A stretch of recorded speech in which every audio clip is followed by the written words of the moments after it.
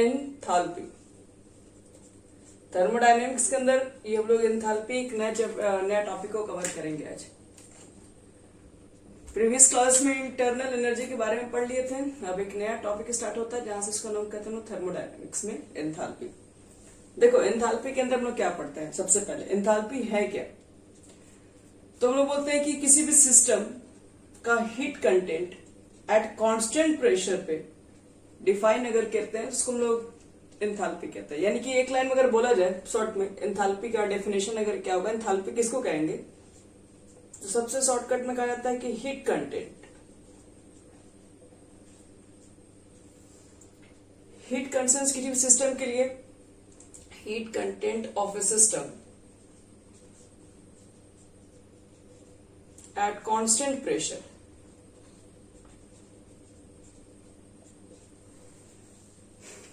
heat content of a system at constant pressure is called enthalpy.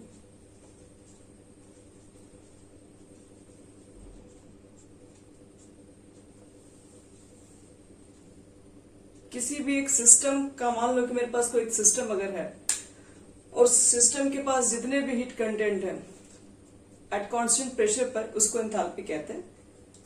लेकिन enthalpy का देखो ये ज्यादातर बुक में डेफिनेशन यही दिया हुआ है, लेकिन एंथैल्पी को हम लोग आखिर कहेंगे क्या। हीट कंटेंट समझ में आ रहा है, लेकिन एंथैल्पी की जो डेफिनेशन होती है मेन इक्वेशन के फॉर्म में लिखी गई है। वो कौन सी इक्वेशन है देखो बता रहे हैं। ये तो बस याद रखना, इसका जरूरत हमें पड़ेगा। मेन डेफिनेशन देखिए ये नहीं है, आपको बता रहे मेन डेफिनेशन कहां से निकाला गया उसको है। इट इज डिफाइंड एज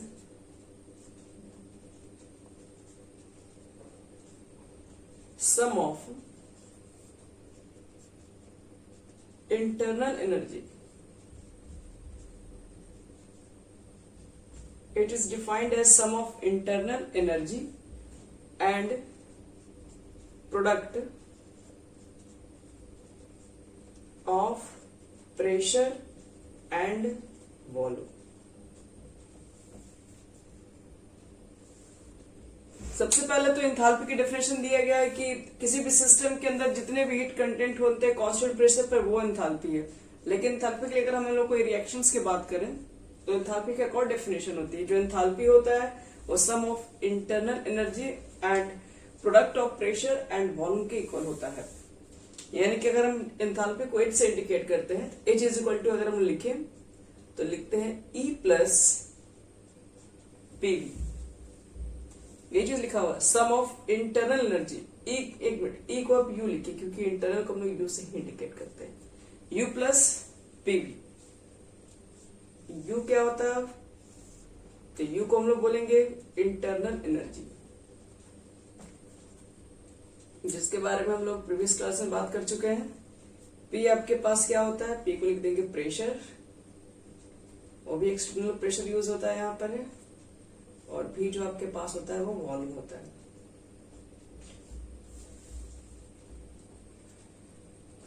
अब इसको समझते हैं। ये तो डेफिनेशन से सिर्फ हुआ, इसका मेन क्या फंक्शन है एंथैल्पी का। देखो इस चीज को समझने के लिए एक छोटा सा हम लोग क्या कर रहे हैं, फिगर से समझ रहे हैं इस चीज को। जैसे यहां देखिए इसको रहा है, जैसे मान लो कि मेरे पास एक सिस्टम है, इस फॉर्मूला को हम लोग कैसे कंसीडर कर रहे हैं वो समझा रहे हैं। एक सिस्टम अगर हमारे पास है तो सिस्टम के ऊपर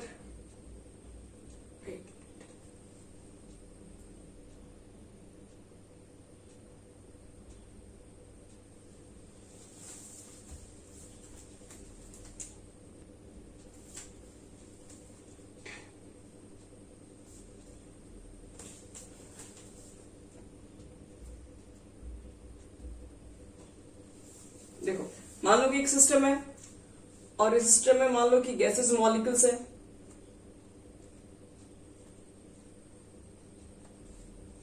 चलो आपसे ये पूछा गया कि बताओ कि इस सिस्टम की एंथैल्पी क्या है। तो सिस्टम की एंथैल्पी आप बोलेंगे कि हीट कंटेंट। ये सिस्टम ने जितना भी हीट कंटेंट लिखा होगा तो उसी को हम लोग एंथैल्पी बोलते हैं। अब हीट कंटेंट का देखिए मतलब यहां पर क्या है,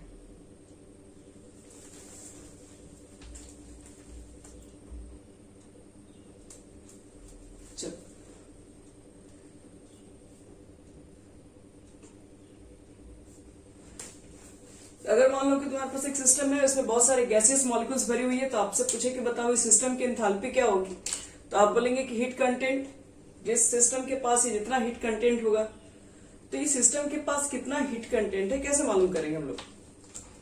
तो एक तरीके से अगर मुझे मालूम करना है सिस्टम के पास कितना हीट कंटेंट है, तो पहले हमको चेक करना पड़ेगा इसकी एनर्जी क्या है पहले। तो इस सिस्टम की टोटल एनर्जी कितनी है, तो टोटल एनर्जी तो हम लोग बोलते हैं किसी भी सिस्टम का जो इटसेल्फ एनर्जी होता है वही तो इंटरनल एनर्जी होता है आपके पास है। तो सिस्टम के पास बहुत सारे मॉलिक्यूल्स है, उस मॉलिक्यूल्स की आपको बताए थे तरह तरह की एनर्जी होती है, तो वो सब सारी एनर्जी को बोलते हैं इंटरनल एनर्जी। तो सबसे पहली बात कि आपके पास अगर एक बॉडी आपके पास है, एक सिस्टम है, अगर उसके अंदर मुझे मालूम करना है कि इसकी एंथैल्पी क्या है, तो सबसे पहले क्या फाइंड करेंगे, इस बॉडी के पास कितना हीट कंटेंट, इस सिस्टम के पास कितना हीट कंटेंट है।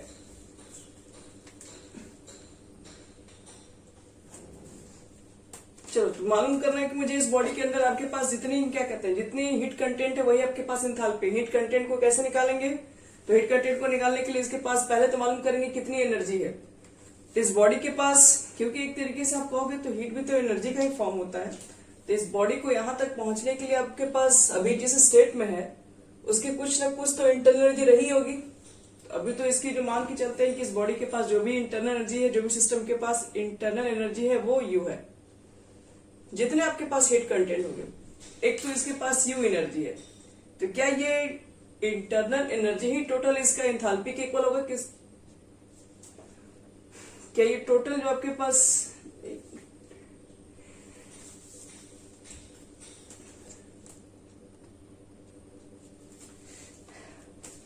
देखो, एक तो आपको बताएं कि एंथैल्पी के लिए इस बॉडी के पास जितनी तरह की एनर्जी होगी और जितनी तरह की हीट प्रेजेंट होगी एट कांस्टेंट प्रेशर, इसके ऊपर हम लोग बाद में बात करेंगे। ये तो थोड़ा बहुत डेफिनेशन सही है, 100% भी चीजें सही नहीं होती है, क्योंकि 90% तक की रिएक्शन में ये बातें लागू होती है, बाकी हर जगह नहीं होती है।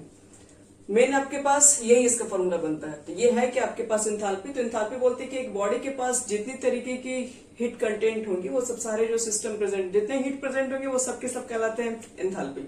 एंथैल्पी का दूसरा वर्ड भी हीट ही होता है एक तरीके से एक बॉडी के पास। तो मुझे मालूम करना है कि इस बॉडी के पास कितने हीट कंटेंट है, और हीट कंटेंट को निकालने के लिए सबसे पहले मुझे चाहिए कि इस बॉडी के पास कुल कितनी एनर्जी है। तो जितने इसके पास हम लोग बोल चुके हैं, पीछे पढ़ चुके हैं कि जितना आपके पास एक बॉडी है तरह तरह की एनर्जी इसके पास प्रेजेंट हो सकती है। अगर ये गैसियस मॉलिक्यूल्स है तो सारे एनर्जी जितने होंगे सबको सम कर देंगे तो निकल जाएगा टोटल एनर्जी, यू निकल जाएगा। उसके बाद क्या चाहिए होता है, तो यहाँ पर हम लोग यह बोल सकते हैं 100% कि आपके पास अगर एक सिस्टम है, मान लो इसके अंदर गैसियस मॉलिक्यूल प्रेजेंट है, तो इसकी जो एनर्जी है वो यू है। क्या ये यू एंथैल्पी होगा या एंथैल्पी कुछ इससे ज्यादा होगा। तो ये देखो, ये बॉडी के पास तो मान लो कि जितनी एनर्जी यहाँ पर है वो तो यू लिखती है, लेकिन अब अगर हम बोलेंगे कि जैसे मान लो कि मेरे पास जो गैसियस मॉलिक्यूल्स कुछ था, ठीक है, गैसियस मॉलिक्यूल्स को पहले इस फॉर्म में आने के लिए, जैसे ये कोई जरूरी थोड़ी ना आपके पास पहले सिस्टम होगा, मान के चलो अभी मान के चलो कि सिस्टम में आपके पास कोई गैसियस मॉलिक्यूल्स नहीं है, तो उसके अंदर कुछ प्रेशर होगा, कुछ वॉल्यूम होगा, और आपने क्या किया, आपने इससे इस फॉर्म को लाने के लिए अब ये गैसियस मॉलिक्यूल क्या हुआ, आपने गैस मॉलिक्यूल्स डाले होंगे, कुछ प्रेशर मेंटेन किया होगा, कुछ वॉल्यूम को मेंटेन किए होंगे, कुछ ये आपके पास जो मॉलिक्यूल्स होंगे वो क्या सराउंडिंग से हीट ऑब्जॉर्व किए होंगे, या फिर मान लो आप ही इसके अंदर हीट इसको ऑब्जॉर्व करवाए होंगे। तो यहां से यहां तक जो काम करना पड़ा आपके पास, जो कि एक तरीके से कहा जाए तो यहाँ पर कोई चीजें जो आपके पास मान लो गैसेस मॉलिक्यूल प्रेजेंट थी, इसकी टेम्परेचर प्रेशर कुछ और था, और यहां से जैसे हम लोग यहाँ से इस फॉर्म में अगर कन्वर्ट किया है, तो इस फॉर्म में कन्वर्ट होने के लिए हमने क्या किया होगा, इसके अंदर कुछ प्रेशर को अप्लाई किया होगा, कुछ वॉल्यूम को अप्लाई किया होगा, और प्रेशर वॉल्यूम की टर्म में यहाँ पर कह सकते हैं शॉर्टकट में कि कुछ हमने यहाँ पर यहाँ से आता है उनके लिए कुछ वर्क डन किया होगा। तो वर्क डन यहाँ पर अप्लाई किया होगा, क्योंकि हम लोग के पास सिर्फ एक सिस्टम के अंदर सिर्फ आपके पास एक इंटरनल एनर्जी तो होती ही है, और उसके साथ साथ वो इंटरनल एनर्जी इस फॉर्म में एस्टेब्लिश होने के लिए, यहाँ तक पहुंचने के लिए हम लोग को क्या करना पड़ता है, यहाँ तक लाने के लिए कुछ ना कुछ सिस्टम के ऊपर वहां जो भी मॉलिक्यूल्स होते हैं वो बाहर से सराउंडिंग से वो हीट को ऑब्जर्व कर लेंगे, कुछ ना कुछ प्रेशर वॉल्यूम को ऑक्युपाई कर रहे होते हैं। अगर मान लो बाहर से एनर्जी को ऑब्जर्व किए तो कुछ यहाँ पर प्रेशर लगाएंगे, कुछ वॉल्यूम लगाएंगे, कुछ ना कुछ वहां वर्क डन भी हो रहा होता है, तो भी एक तरीके से कहा जाए कि वो भी एक एनर्जी के फॉर्म में निकल रहा होता है। तो टोटल आपके पास पूछा जाए कि एक सिस्टम के अंदर कुल कितने हीट कंटेंट होते हैं, तो आपको सिर्फ इंटरनल एनर्जी नहीं बताना होगा, इंटरनल तो होता ही होता है क्योंकि मॉलिक्यूल के पास एनर्जी होती है, ये भी एक इंटरनल है, लेकिन उसके साथ साथ वहां पर एक और जो लग रहा होता है, यानी कि यहाँ से हम लोग 0 लेवल तक थे, मान लो कि यहाँ पर कोई वर्क डन नहीं था। अभी तो मैंने मान लो कि मॉलिक्यूल्स को सिर्फ लिया था, और मॉलिक्यूल्स को लेते ही वो क्या होगा, बाहर से कुछ हीट को एब्जॉर्ब किया, अपने कुछ प्रेशर को ऑक्युपाई किया, फिर कुछ वॉल्यूम में इंक्रीज हुआ, तो टोटल ये जो चेंजिंग आया, कुछ ना कुछ इसके अंदर वर्क डन हुआ। हीट में जो वर्क डन होता है उसको हम लोग क्या करते हैं, वर्क डन को पीवी में मेजर करते हैं। पीवी में कैसे मेजर करते हैं ये भी आपको फॉर्मूला आगे बताएंगे। क्योंकि अगर कोई ना कोई सिस्टम पे अगर वर्क डन हो रहा होता है, दो तरीके से हो सकता है, या तो सिस्टम वर्क करेगा या तो आप इसके ऊपर वर्क करेंगे। तो सिस्टम जब खुद वर्क करेगा तो क्या होगा, तो खुद वर्क करेगा तो वॉल्यूम बढ़ेगा आपके पास, जिसकी वजह से प्रेशर कम होगा। तो बोल सकते हैं कि इसके अंदर जो चेंजिंग की वजह से जो भी निकलता है वो वर्क डन के भी इक्वल होता है। प्रेशर और वॉल्यूम में चेंजिंग जो आता है, मान लो गैसेस मॉलिक्यूल की अगर एनर्जी बहुत ज्यादा मिल गई तो क्या होगा, एनर्जी बहुत ज्यादा मिलेगा तो ये ऊपर अपने ऊपर ये इसके ऊपर दबाव बनाएगा, और ये क्या होगा, एक्सपेंड होगा, ये यहाँ से बाहर निकलेगा तो वॉल्यूम पहले इतना था, अब यहाँ पर हो गया। इसका मतलब इसके ऊपर कुछ प्रेशर ऑक्युपाई हुआ, कुछ वॉल्यूम चेंज हुआ, तो कह सकते हैं कि गैसेस मॉलिक्यूल ने यहाँ कुछ ना कुछ वर्क डन किया है। तो वही प्रेशर और वॉल्यूम के टर्म में हम लोग निकाल लेते हैं कितना वर्क डन उसके ऊपर है। तो कोई भी अगर मान लो एंथैल्पी को डेफिनेशन पूछा जाए तो एंथैल्पी की डेफिनेशन यही होती है, it is defined as sum of internal, यानी कि हीट कंटेंट जो हम बोल रहे हैं, टोटल हीट कंटेंट किसी भी सिस्टम का होता है कांस्टेंट प्रेशर पे। तो किसी भी हीट कंटेंट, पहले हीट कंटेंट एक बॉडी के पास कितना होगा वो निकालना अगर हमें होगा, तो heat content is equal to क्या लिखोगे, तो internal energy plus pressure and volume, ये दोनों का प्रोडक्ट। इसी को डिफाइन करेंगे हम लोग आगे, और इसके बारे में डिटेल में पढ़ते हैं लॉ ऑफ थर्मोडायनेमिक्स के अंदर। फर्स्ट लॉ भी है, सेकंड लॉ भी है। हाँ बोलो।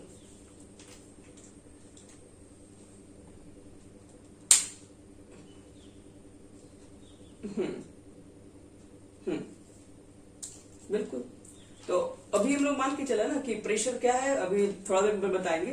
कांस्टेंट भी रहता है और कांस्टेंट नहीं भी रहता, तभी वहां पे कुछ ना कुछ चेंजिंग होगा। वो चेंजिंग को कैलकुलेट करेंगे कैसे होगा, वो सब कंडीशन है। लेकिन डिफाइन देखो इस सिस्टम का सिर्फ यही दिया गया एंथैल्पी को, कि जो भी आपके पास यहाँ पर गैसियस मॉलिक्यूल्स जो प्रेजेंट है, उसकी आपके पास जितनी एनर्जी रही होगी वो एनर्जी को ऐड कर लो, और इसके साथ साथ ये जो वर्क डन, मतलब यहाँ से यहाँ तक, क्योंकि आप जो भी काम कर रहे होंगे कोई ना कोई पार्टिकुलर सिस्टम के ऊपर कर रहे होंगे, और वो सिस्टम के ऊपर कुछ प्रेशर भी लगा होगा, कुछ वॉल्यूम भी लगा होगा। तो हम लोग जब हीट कंटेंट के बारे में बात करेंगे तो वो सब कुछ ऐड करके बोलेंगे, इंटरनल को भी ऐड करेंगे, और वहां पे जो आप वर्क डन कर रहे हैं वो भी ऐड करके बोलेंगे, और टोटल वर्क डन फिर इंटरनल एनर्जी जो निकल जाएगा, तो उसके बाद हम हीट कंटेंट निकाल सकते हैं एक सिस्टम के पास कितना है। तो मेन कहा जाए डेफिनेशन तो अब यही है। अब ये डेफिनेशन कैसे है, कहां पर है, तो फिर धीरे धीरे इसको हम आगे बढ़ा रहे हैं कैसे इसको निकाला गया है।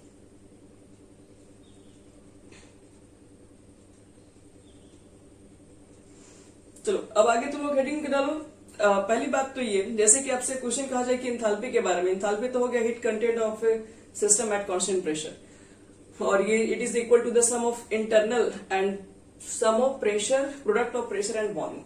ये तक तो मान लो ठीक है। लेकिन अब अगर कहा जाए कि क्या हम लोग एंथैल्पी को कैलकुलेट कर सकते हैं अच्छे तरीके से, तो इसका जवाब है नहीं। आप एंथैल्पी, एक बॉडी के पास कितना हीट कंटेंट है, ये कैलकुलेट नहीं किया जा सकता है। अब क्यों नहीं किया जा सकता, इसका जवाब क्या होगा, तो पहले एक चीज बताओ कि क्या आप इंटरनल एनर्जी को कैलकुलेट कर सकते हैं। एक बॉडी के पास कितना इंटरनल एनर्जी, यही कैलकुलेट नहीं हो सकता है, तो फिर हम लोग कहां से कैलकुलेट करेंगे कि किसी भी सिस्टम के पास एंथैल्पी कितना होगा। तो ये चीजें देखो कैलकुलेट हो नहीं पाती हैं। अब इसलिए हम लोग कहते हैं कि आपके पास एंथैल्पी जो भी होगा किसी भी बॉडी के लिए, वो एक एक्सटेंसिव प्रॉपर्टी होगा, और साथ में वो एक स्टेट फंक्शन भी होगा। पहले देखो स्टेट फंक्शन क्यों होगा, क्योंकि एब्सोल्यूट वैल्यू हम लोग एंथैल्पी को डिटरमाइन ही नहीं कर सकते हैं, क्योंकि मुझे पता है कि डेल्टा एच जो होता है वो इक्वल होता है किसके, यू प्लस पी भी। यू कैलकुलेट नहीं कर सकता, यू के लिए आपको पता है कि चेंज इन इंटरनल एनर्जी को निकालना पड़ता है, तो ये तो अब चेंज ही कैलकुलेट करेंगे, तो ये जब एक्यूरेट निकलेगा नहीं तो आपके पास डेल्टा एच भी एक्यूरेट नहीं आएगा। तो इसलिए हम लोग बोलते हैं कि जो आपके पास एंथैल्पी भी होता है वो भी एक स्टेट फंक्शन होता है, क्योंकि वो भी एक इनिशियल और फाइनल पर ही डिपेंड कर रहा होता है। लिखे इसके बारे में यहां से, enthalpy is an extensive properties.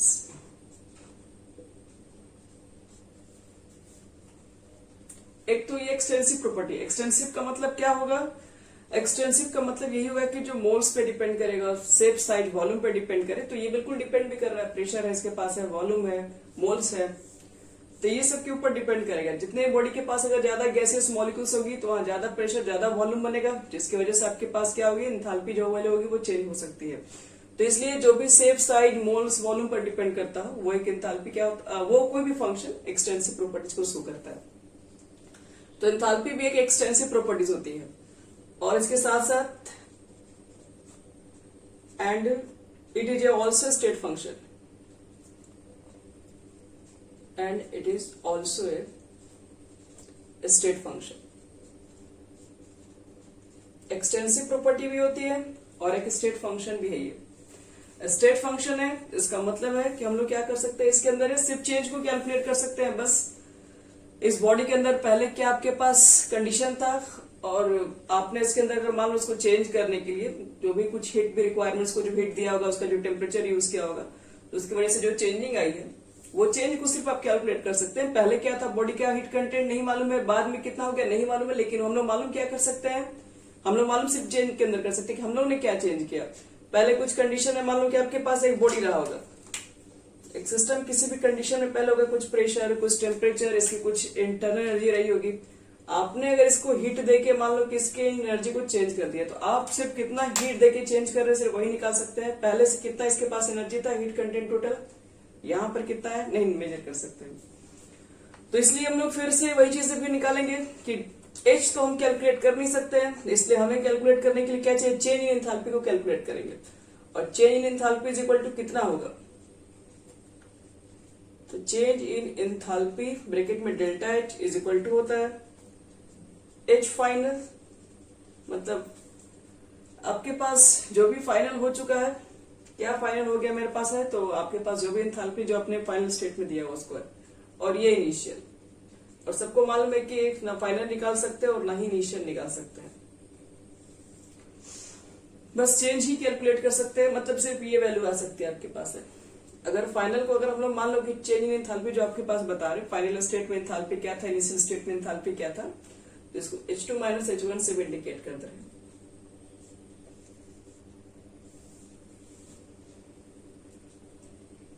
अब मुझे मालूम चल गया कि इस फॉर्मूला से हम लोग तो कैलकुलेट कर नहीं सकते, क्योंकि H1 H2 तो फाइनल इनिशियल कंडीशन में दिया हुआ नहीं मिलेगा आपको।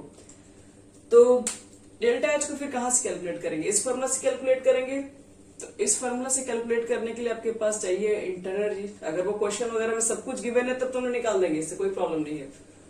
लेकिन बेसिक में आप देखोगे कि जो भी चीजें हैं वो यू जनरली आपको मिलेगा ही नहीं, क्योंकि वो एक्यूरेट डिटरमाइन ही नहीं होगा फिर। तो हम लोग को कंडीशन में डेल्टा यू ही दिया हुआ रहेगा। तब देखो कैसे फिर कैलकुलेशन करेंगे हम लोग फिर delta H.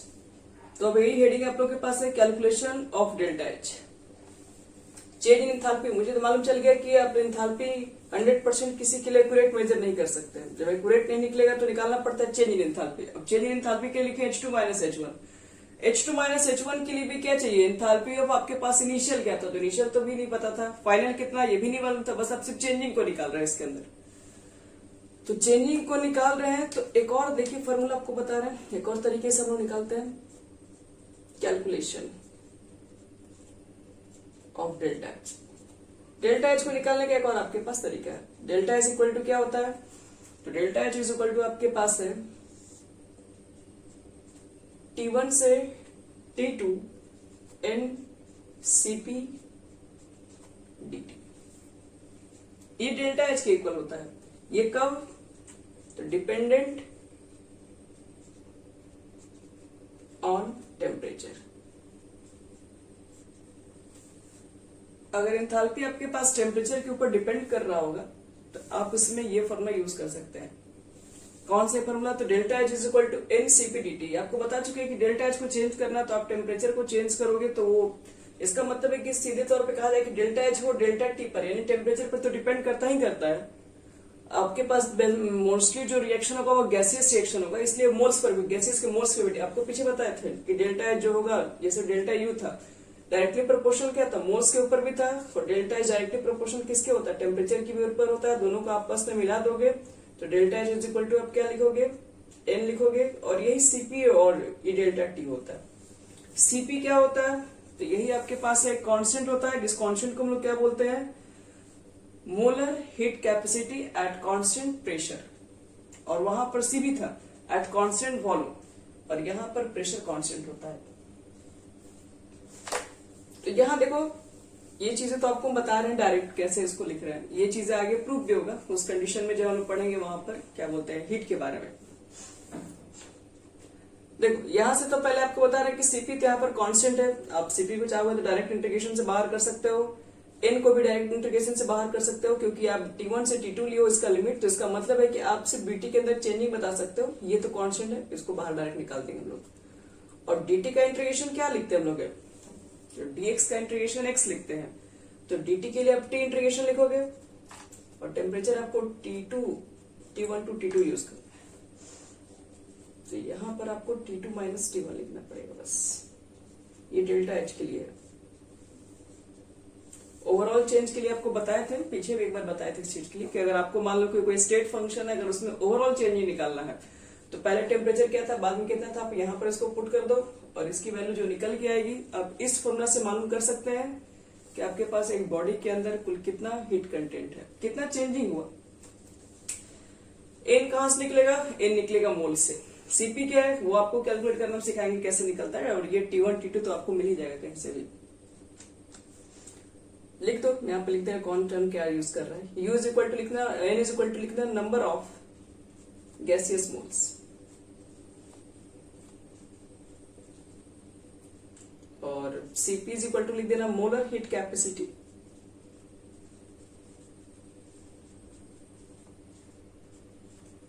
Eight constant pressure.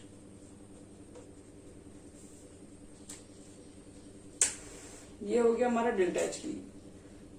अब देखो एक रिलेशन आता है डेल्टा H और डेल्टा U में। अब देखो इस रिलेशन को कैसे, मान लो कि कभी कभी क्वेश्चन में डेल्टा H देके डेल्टा U पूछ लेगा कितना है, क्योंकि दोनों में रिलेशन है, क्योंकि आप जब से डेल्टा H को डिफाइन कर रहे हैं तो H का डेफिनेशन ही बोल रहे हैं कि जितना हीट कंटेंट है उसमें जोड़ रहे हैं इंटरनल एनर्जी को। तो इंटरनल एनर्जी और डेल्टा H अब दोनों एक स्टेट फंक्शन है। अब दोनों के बीच में रिलेशन अगर ढूंढा जाए कि दोनों में क्या रिलेशन है, उसी को चलो हम निकलवा रहे हैं। लिखो एडी, क्या relation between delta H and delta U।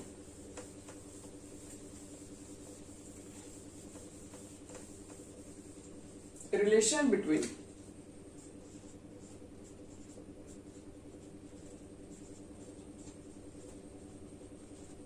delta H and delta U, यानी कि change in enthalpy and change in internal energy में क्या रिलेशन है। आओ दिखा रहे, पहले तो डेफिनेशन से क्लियर है एंथैल्पी की, H इज इक्वल टू होता है U प्लस PV, लिख दो पहले यहां तक। और हम मान के चल रहे कि अभी हम स्टेट फर्स्ट में है, कोई फर्स्ट स्टेट को फिक्स किया। फर्स्ट स्टेट का मतलब है कि मान लो कि किसी कंडीशन में एंथैल्पी जो है वो H1 है, जो इंटरनल एनर्जी जो निकल के आया वो U1 है, और प्रेशर वॉल्यूम को P1 V1 मान ले रहे हैं। अब इस स्टेट को हम लोग क्या कर रहे हैं, चेंज कर रहे हैं। स्टेट को चेंज करने का बताया था कि कुछ भी अगर चेंज कर दोगे तो स्टेट में चेंजिंग आ जाएगा। तो मैंने देख लो कि यहाँ पर क्या क्या चेंज कर दिया। जैसे मान लो कि पहले एंथैल्पी H1 था, अब मान लेते स्टेट 2 का मतलब है कि वहां पे एंथैल्पी को मैंने कुछ चेंज कर दिया, कुछ वहां पर इंटरनल एनर्जी को भी चेंज कर दिया, कुछ वहां प्रेशर चेंज हो गया, कुछ वॉल्यूम चेंज हो गया। तो U2, P2, V2 सबको मान लिया आपने। अब अगर आपसे पूछा जाए कि टोटल एंथैल्पी कितना चेंज हुआ डेल्टा H, तो हम लोग लिखेंगे जो एंथैल्पी चेंज फाइनल आपके पास था माइनस एंथैल्पी चेंज जो इनिशियल में था, तो यानी H2 में से H1 माइनस कर लेंगे हम लोग यहाँ पे। देखो उसके बाद वैल्यू सबको पुट करेंगे।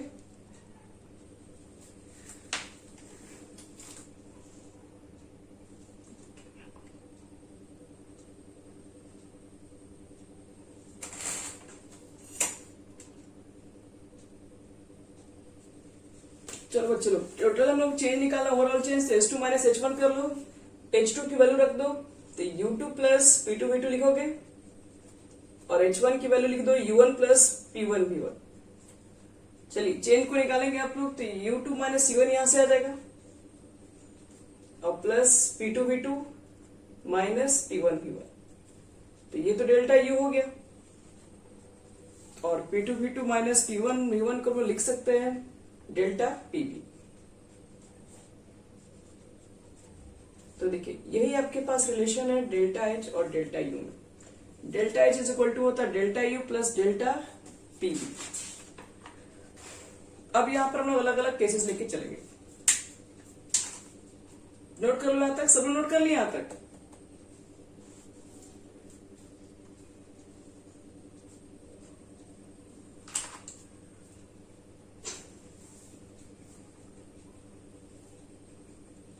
हो गया आशा? ठीक। अब एक चीज बताओ, देखो तो यहां पर ध्यान से तुम लोग, डेल्टा एच तो निकल गया आप लोग के पास, delta H equal to delta U plus P delta P. और एंथैल्पी की भी थोड़ा डेफिनेशन पर भी हम लोग फोकस कर लेंगे एट कांस्टेंट प्रेशर के पर्स भी था हम लोग पास। तो एक काम करते हैं, पहले देख लेते हैं कि केस फर्स्ट में कांस्टेंट प्रेशर पर कितना डेल्टा एच की वैल्यू होगी।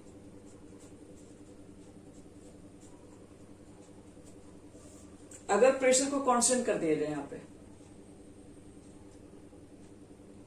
तो देखो प्रेशर कांस्टेंट मतलब पी में कोई चेंजिंग नहीं आएगी। तो delta H is equal to आपका फॉर्मूला आ जाएगा delta U plus P delta B.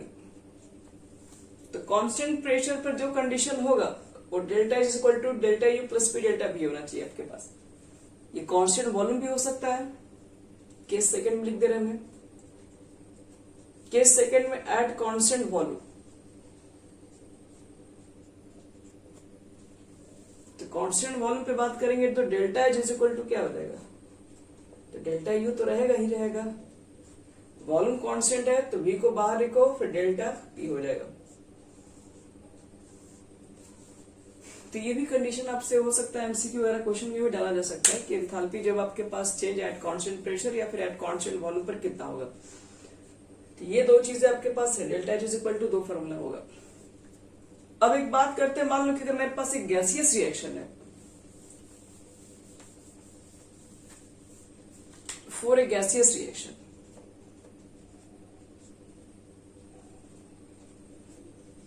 तो हम लोग जो गैसियस रिएक्शन करवाते हैं, मोस्टली जो गैसियस रिएक्शन होता है वो कैरिड करते हैं एट कांस्टेंट टेम्परेचर पर भी और कांस्टेंट प्रेशर पर भी।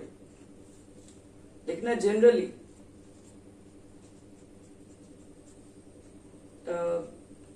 ऐसे gaseous reaction are generally, gaseous reaction are generally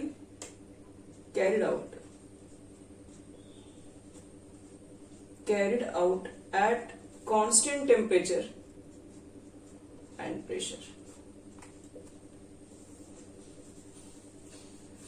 तो कांस्टेंट टेम्परेचर और प्रेशर पर आप कोई गैसियस रिएक्शन को करा रहे हैं तो पीवी इज इक्वल टू, मान के चलो कि आपके पास एनआरटी है। अगर एक गैसियस रिएक्शन है और सारे आइडियल कंडीशन को फॉलो कर रहा है तो PV is equal to nRT. तो हम लोग तो जानते हैं कि डेल्टा इज इक्वल टू क्या होता है आपके पास है, delta U plus delta PV. अगर केस फर्स्ट सेकंड बात नहीं करें तो अगर मान के चलो कि डेल्टा इज इक्वल टू तो delta U plus P delta B. अब पीवी का हम यहां से वैल्यू पुट करने जा रहे हैं तो डेल्टा इज इक्वल टू बोल सकते हैं कि delta U plus delta NRT. तो आर तो कांस्टेंट है, आर को तुम लोग ऐसे बाहर रख सकते हैं और रिएक्शन जो आप करवा रहे हैं वो कांस्टेंट टेम्परेचर पर करवा रहे हैं तो क्या लिखना होगा, delta H is equal to delta U तो रहेगा ही आपके पास, आर कांस्टेंट है बच्चे लोग और टेम्परेचर को भी कांस्टेंट मेंशन कर लिया गया यहाँ पर है तो डेल्टा एन लिखोगे, ध्यान रखना इसके अंदर, ये तो अभी कांस्टेंट था एक में, अब ये आर अलग हो जाएगा, टी अलग हो जाएगा और ये जो डेल्टा एन है उसको यहाँ पे जी लिख देना, क्योंकि रिएक्शन में आपके पास जो है गैसियस रिएक्शंस है वो गैसियस रिएक्शन के लिए सिर्फ फॉर्मूला डिफाइन है बस। एक और फॉर्मूला आपके पास है, delta H is equal to क्या होता है, डेल्टा यू भी होता है प्लस डेल्टा एनजीआरटी भी होता है। डेल्टा यू समझ में आ रहा है, आर भी क्या है, गैस कांस्टेंट जो फॉर्मूला पीछे हम पढ़ रहे थे स्टेट ऑफ मैटर के अंदर। टेम्परेचर भी आपको समझ में आ रहा है, ये डेल्टा एनजी क्या हो गया, तो बोलेंगे कि जो मोड्स में जो चेंजिंग आता है तो वो कैसे कैलकुलेट करेंगे किसी भी रिएक्शन के लिए। देखो लिखो delta NG is equal to total gaseous moles of product, total gaseous moles of product minus total gaseous moles of reactant, ये होता है डेल्टा एनजी को कैलकुलेट करने के लिए। गैसियस मोल्स के प्रोडक्ट में से निकाल दो गैसियस मोल्स ऑफ रिएक्टेंट के। एक एग्जांपल समझते हैं, ज्यादा समझ में आएगा। जैसे क्वेश्चन देखो सब लोग यहाँ पे, जैसे मान लो कि एक क्वेश्चन लिख रहे हैं हम N2 लिख रहे हैं जो कि गैस है, 3H2 ये भी गैस है और बनता क्या है 2 मोल्स ऑफ अमोनिया फॉर्म होगा। अब अगर मान लो इस क्वेश्चन के लिए मुझे कैलकुलेट करना है कि डेल्टा एच और डेल्टा यू में क्या रिलेशन है, तो देखो कैसे इसको कैलकुलेट करेंगे हम लोग। इसको रिलेशन चाहिए तो मुझे पता है कि delta H is equal to क्या होता है, delta U plus NG R T. पहले लिख लो ये,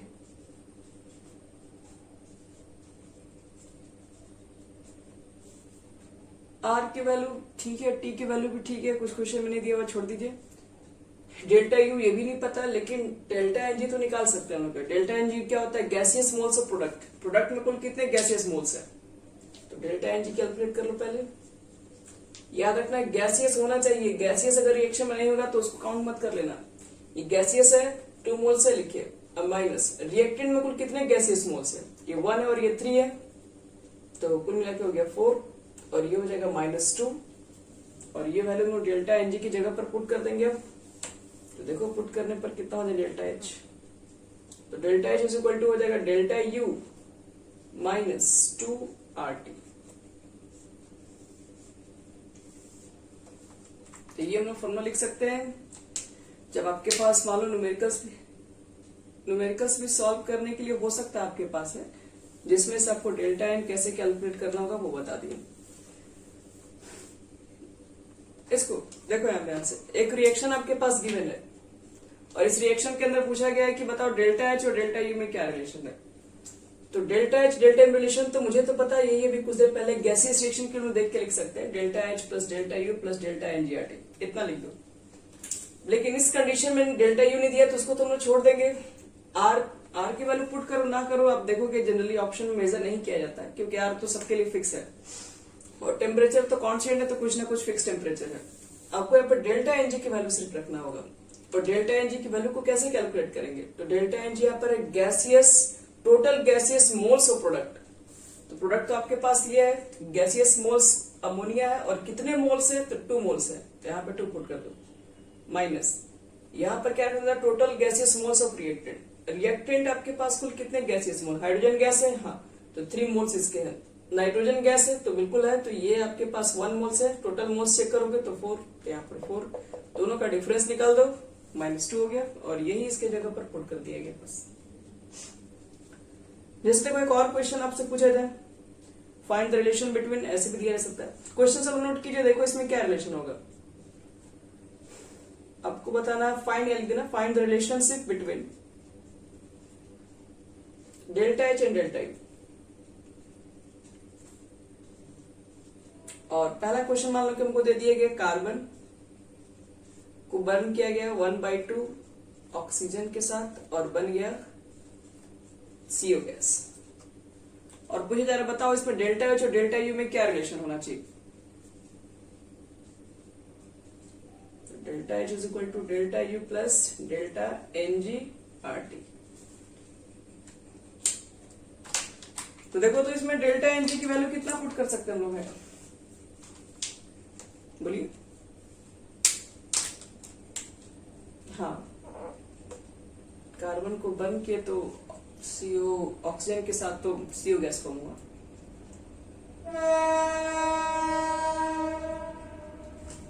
तो फॉर्मूला देख लो बच्चे लोग, यही होता है गैसियस मोल्स ऑफ प्रोडक्ट, जो कि आपको दिख रहा है कि 1 है। पहले रिएक्शन बैलेंसिंग में भी चेक करना, तो रिएक्शन तो खैर बैलेंस है, 1 कार्बन है और 1 ऑक्सीजन है, तो CO1। ये गैसियस मोल्स है, इसके 1 है, इसकी कितने गैसियस मोल्स है, ये तो गैसेस तो है नहीं, तो इसके तो मोल्स को काउंट ही नहीं करेंगे, ध्यान रखिएगा। सिर्फ इसके मोल्स को काउंट करेंगे, जो कि दिख रहा है 1/2 है, और माइनस कर लोगे तो 1/2 आ जाएगा। तो इसका मतलब है डेल्टा एच और डेल्टा यू में जो रिलेशन निकल के आएगा बस यहां पर 1/2 पुट हो जाएगा, यानी कि delta H is equal to delta U plus 1/2 RT। एक रिएक्शन हम और दे रहे हैं, उसमें भी चेक कर लो कि डेल्टा एच और डेल्टा यू का वैल्यू में क्या रिलेशन है। इसमें सॉलिड को बस काउंट नहीं करना होगा, सिर्फ गैसियस मोल्स और प्रोडक्ट देख लो। बताओ तो प्रोडक्ट में कुल कितने मोल्स हैं गैस के। पहले गैस चेक कर लो, गैस कहाँ कहाँ है। कार्बन तो गैस है नहीं, ऑक्सीजन गैस है और कार्बन मोनोऑक्साइड गैस है।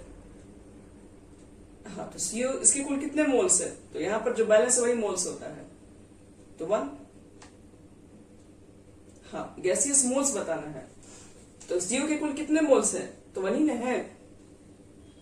और यहाँ पर ऑक्सीजन मॉलिक्यूल्स गैसेस के फॉर्म में, उसके कितने मोल्स है, तो ये 1/2 है।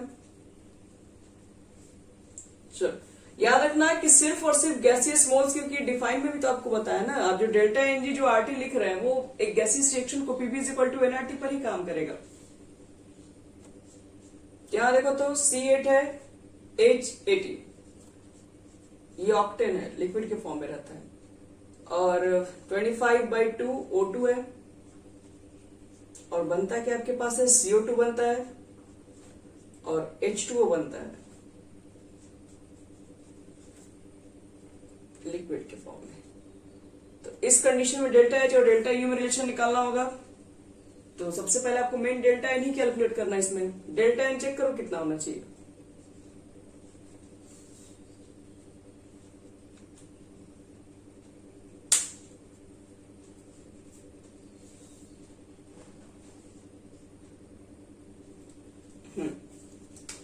वेरी गुड, -9/2 हो जाएगा। देखो तो पहले CO2 गैस है, ये तो लिक्विड है, इसको तो काउंट ही नहीं करना और इसको काउंट नहीं करना है, तो 8 माइनस करना है 25/2, तो 8 माइनस 25/2 करोगे तो 16 माइनस 25/2 यानी कि हो जाएगा 9/2। तो बस डेल्टा न्यू -9/2 और आरटी लिख देना बस। एक रिएक्शन देखो और दिखा रहा है, इस तरह के रिएक्शन। H2 आपके पास है जो कि गैसेस के फॉर्म में है, I2 क्या है, गैसेस के फॉर्म में है, प्रोडक्ट में बना 2HI, और ये भी गैसेस के फॉर्म में है। और आपसे पूछता है कि डेल्टा एच और डेल्टा यू में क्या रिलेशन होगा। यहाँ पे देखो तो क्या होना चाहिए,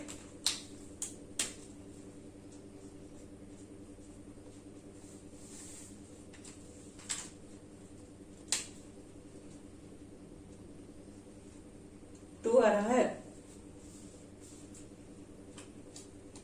हाँ, सिर्फ delta H equal to delta U ही होगा, बस और कुछ नहीं होगा। क्योंकि यहां पर आप चेक कर लो, हाँ, डेल्टा एनजी की वैल्यू कितनी आ रही है, 0 आएगा। क्योंकि आप देखिए यहाँ पर HI के जो मोल्स है वो 2 है प्रोडक्ट में, और रिएक्टेंट में 1 और 1 मिलाओगे तो 2, इधर 2 मत गिन लेना कि 2 और 2 मिलके 4 हो गया। इससे क्या मतलब है, मोल्स तो यहाँ लिखा रहता है। हम पूछेंगे H2 के कितने मोल्स है, आप 1 बोलेंगे, I2 कितने मोल्स है 1, तो 1 1 2 ही हुआ, प्रोडक्ट में भी 2 है, रिएक्टेंट में भी 2 है, और डिफरेंस 0 हो गया। और 0 पुट करोगे तो एनजी की जगह पर 0, तो उधर वाला पूरा 0 हो जाएगा। तो delta H is equal to delta U, ये भी इक्वल हो सकता है, यानी कि चेंज इन जो इंटरनल एनर्जी है वो चेंज इन एंथैल्पी के इक्वल हो सकता है। लेकिन पूछ सकता है आपसे पास किस कंडीशन में दोनों इक्वल हो सकता है, तो जो आपके पास जब गैसियस रिएक्शन होगा, और गैसियस रिएक्शन के अंदर जो आपके पास मोल्स के अंदर कोई चेंजिंग नहीं आएगा, जितने रिएक्टेंट के मोल्स होते हैं, अगर प्रोडक्ट के मोल्स हो रहे होंगे उस रिएक्शन के अंदर, तब वहां पर डेल्टा एच डेल्टा यू के इक्वल हो जाता है। तो एंथैल्पी एक तरीके से हम लोग क्या बोलते हैं, हीट कंटेंट है। अब हीट कंटेंट का मतलब हो गया कि हीट एक्सचेंज। अब हीट एक्सचेंज दो तरीके पर डिफाइन होता है। अभी हम लोग दोनों अभी तक जितने पीछे चीजें पढ़ चुके हैं उसको एडअप करके बोल रहे हैं। हीट एक्सचेंज बोल रहे हैं कि एट कांस्टेंट प्रेशर। देखिए अभी आप डेल्टा एच इक्वल टू क्या लिखे थे, डेल्टा यू लिखे थे प्लस पी डेल्टा पी लिखे थे, और ये कांस्टेंट प्रेशर था। तो हीट हम लोग जो बताया था डेफिनेशन स्टार्टिंग में क्या लिखे थे, heat content eight constant pressure.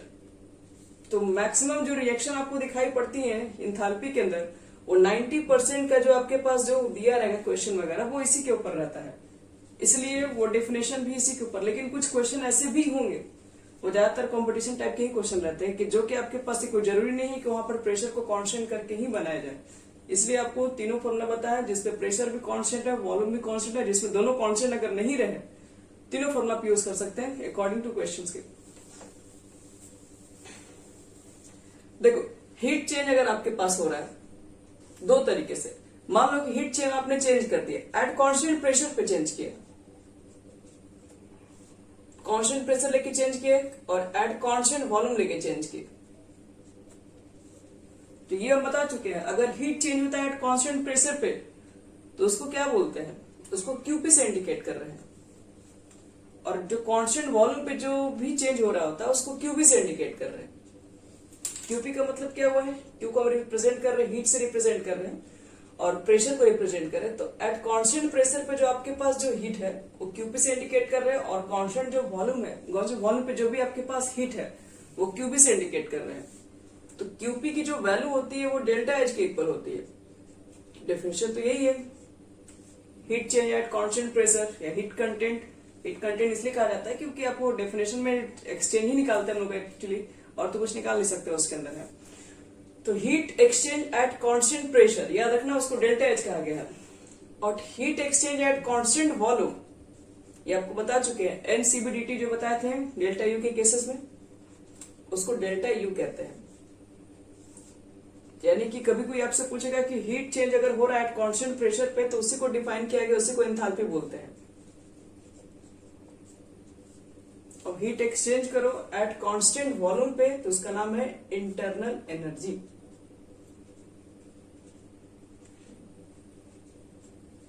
यानी इसको ऐसे लिखा जा सकता है हीट एक्सचेंज, अब लिख दे रहे हैं पूरा नहीं तो बाद में भूल जाओगे,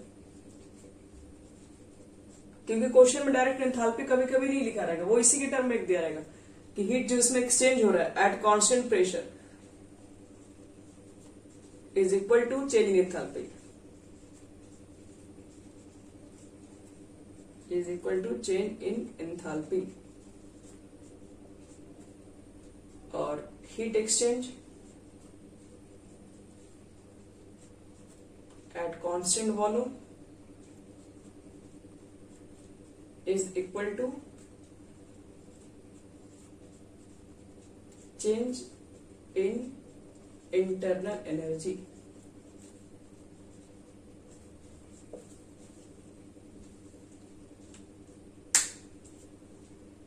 अब इसमें दो क्वेश्चन आपको हम देंगे ट्राई करने के लिए, घर से बना के मुझे दिखाना होगा, बाकी कल आपको बताएंगे हीट के बारे में। अभी तक आप जितने सीपी सीवी सब देख रहे हैं, हीट कैपेसिटी क्या होता है, फिर स्पेसिफिक हीट कैपेसिटी क्या होता है, मोलर हीट कैपेसिटी क्या होता है, कांस्टेंट प्रेशर पर, कांस्टेंट वॉल्यूम पर, वो सब सारी चीजों को कैलकुलेट करना सिखाएंगे।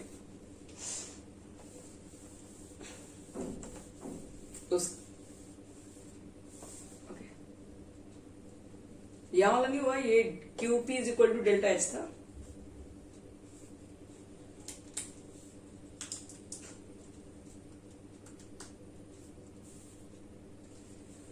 कोई भी सिस्टम दो कंडीशन पे आपके पास हीट एक्सचेंज करता है, या तो आप प्रेशर को कांस्टेंट करके हीट एक्सचेंज करवा सकते हैं या फिर उसके वॉल्यूम को। अब देखो इस पे क्वेश्चन कैसे दिया जाएगा, क्वेश्चन लिखिए सब लोग। The enthalpy change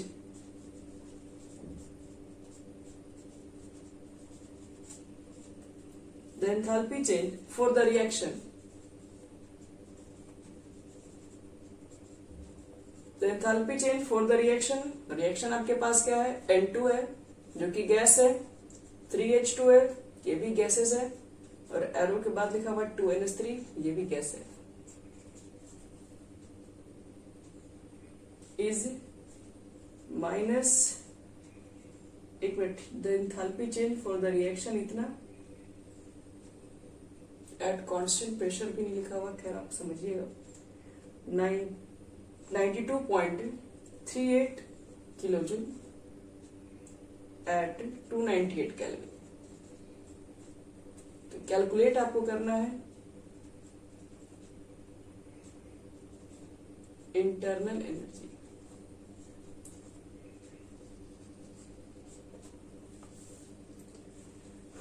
ये एज है, as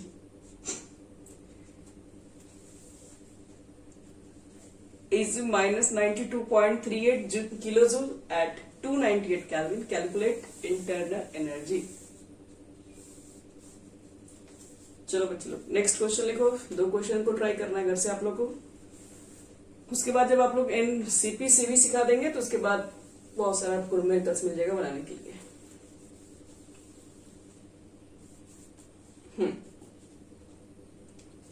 The heat of reaction for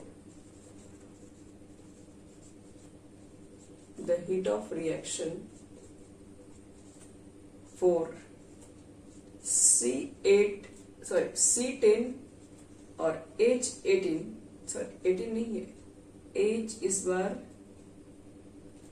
18 तो होना चाहिए, H8 है।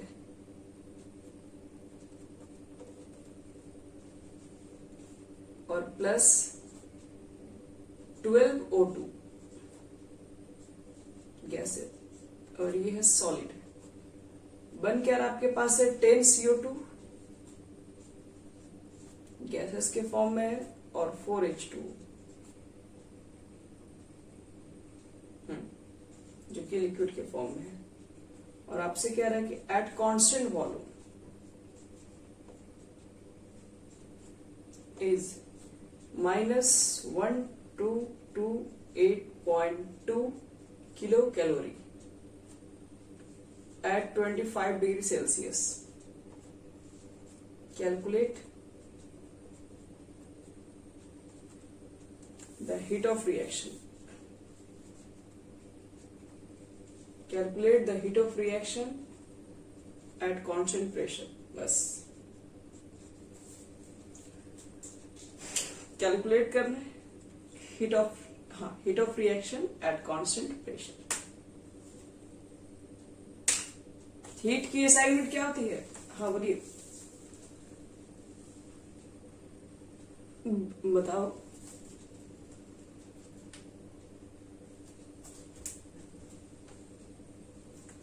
एक